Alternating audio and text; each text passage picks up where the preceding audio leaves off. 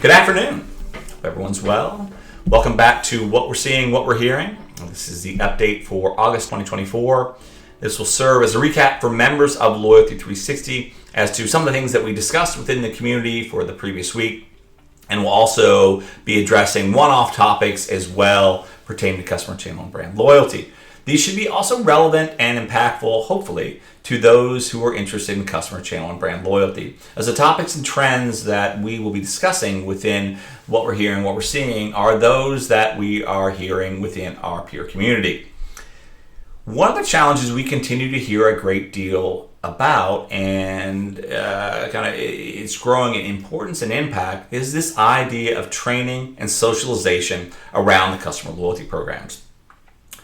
Last month in July, Jenson, who's the loyalty lead at Stop and Shop, led a lunch and learn discussion, which is our 12 or 12:30, sometimes 1 p.m. discussions where we get the brand members of Loyalty 360 together and a brand leads a topic relevant to customer channel and brand loyalty.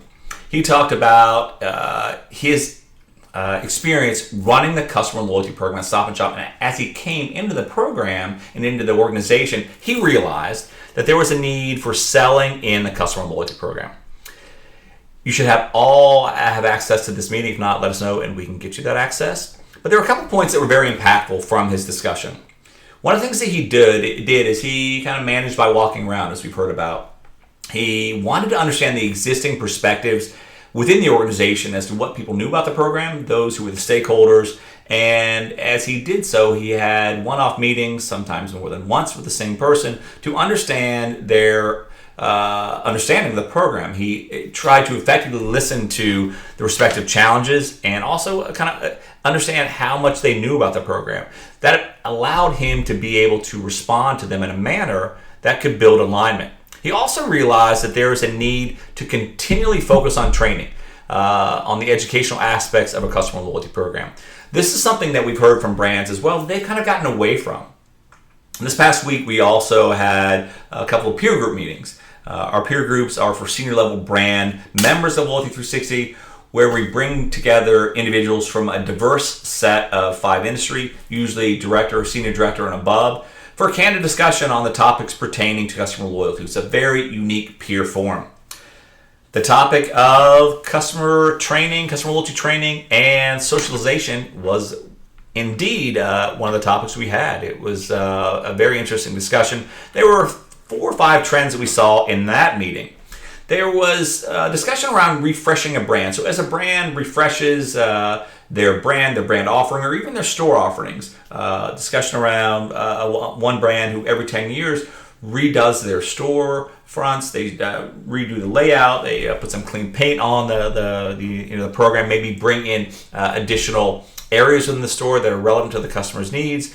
Those opportunities are a great opportunity to talk to and listen to your constituents. But also it's a great opportunity to do training in a very casual environment as they relaunch the program, as they get all the employees together to talk about the impacts of the brand refresh. It's a great opportunity to talk about the need for more training or a more detailed approach to customer loyalty.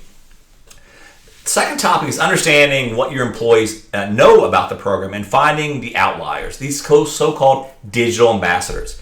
We heard that invariably when a brand has a periodic push where there's some incentive to get people to sign up for the program, there can be challenges with fraud, stuffing of the ballot, quote unquote, where they might be sending with their friends and family just to be able to achieve that bonus that may have been offered or that incentive that may have been offered.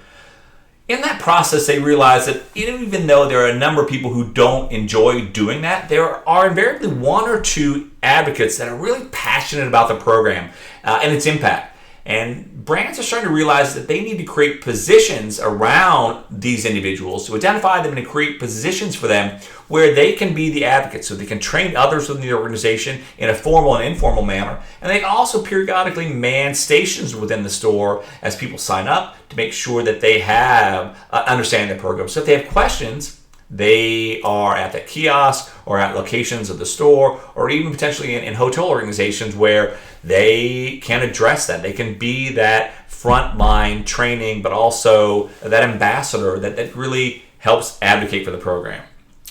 We also heard, point 3 was that there's a greater reliance on statistics and metrics and being able to share the effective ones, the right ones with your employees. What is the loyalty, participation, or activation rate? How many people are actually identifying themselves online or in store?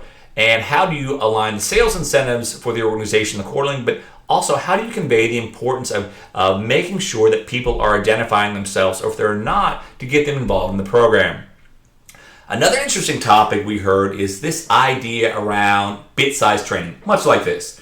They're doing it both internally and externally. Some brands are using TikTok or YouTube for 5 to 10 minute training sessions where they can kind of address different topics, right? Could be the frontline employees, why customer loyalty is important to them, or even to the customers, right? How to use the program, how do you engage with the program. This was a pretty significant discussion during the 2024 Loyalty Expo with our advisory board. We see a number of different brands, actually a number of the award winners, who are doing unique things around training, this short burst type training. And the last topic we heard in the peer group was this idea that when is training too much? Being able to effectively step back and understand what is working and what may not be working, when you may have some burnout or when the message may not be coming through, is a big challenge. So being able to effectively understand kind of where the program is very important. We also see this in the surveys we've done over the last couple of years. When you look at the brand surveys that we put out, we usually ask a question around, is there a need for more education or training around the program?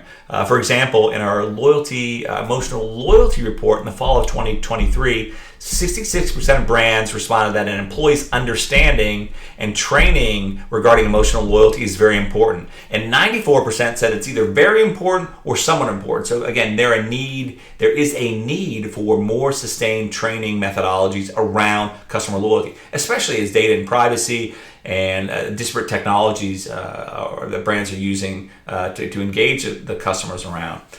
We also saw that in our next generation customer loyalty report early in 2024, we asked, do you feel that there is a need to create a better understanding of the customer loyalty efforts for your customers externally or your employees internally? 76% of the respondents responded yes to internal and external. So again, a pretty significant need for best practices around training. Training was something that brands have moved away from going in and out of COVID, and the challenge of understanding the program is something that brands may be struggling with depending on the brand. We would love to know what is working for you in your customer loyalty program. How are you adapting your training and socialization processes around customer loyalty? What's working? We have a number of digital roundtables coming up over the coming weeks where we're going to be discussing this in more depth. So there will be kind of an additive process.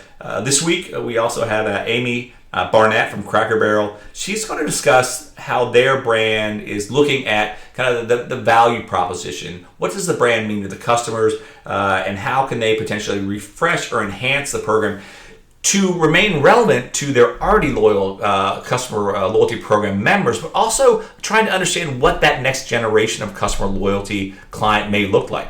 The Cracker Barrel approach to advancing brand relevancy with a modern digital loyalty ecosphere. That's going to be August 27th at 12 noon. Looking forward to seeing you there. If you have questions, please drop something in the comment section before. We'd love to hear are the topics and challenges that you have. And until then, have a great day.